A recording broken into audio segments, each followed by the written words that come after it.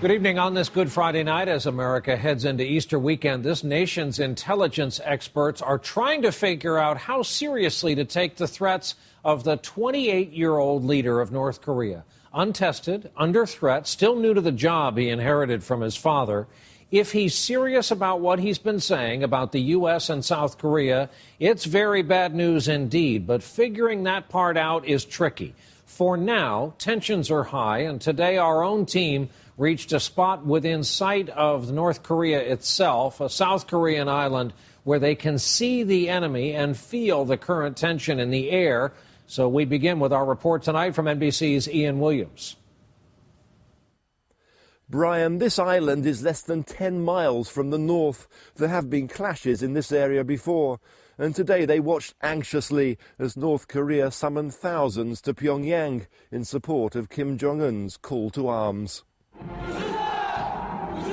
Tens of thousands turned out in North Korea's capital, chanting death to the U.S. imperialists. North Korean leader Kim Jong-un presided over what was called an urgent meeting with military officials.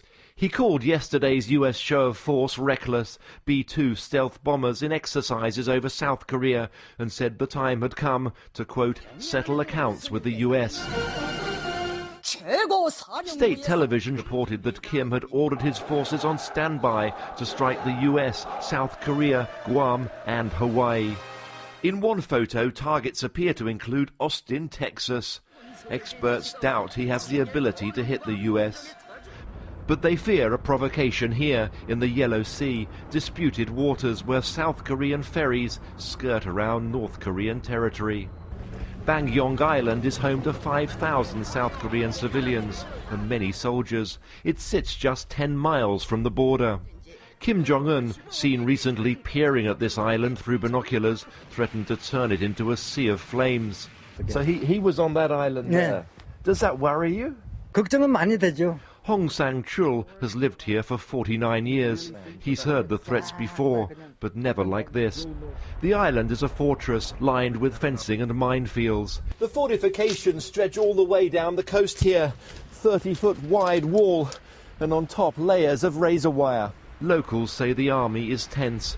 A network of underground bomb shelters is being made ready. These are all over the island and have been freshly stocked up with supplies.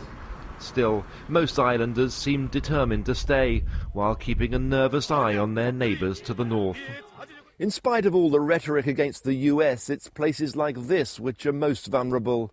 But any local skirmish or miscalculation could easily escalate. Brian? Ian Williams in South Korea tonight, just over the North Korean border, as you saw.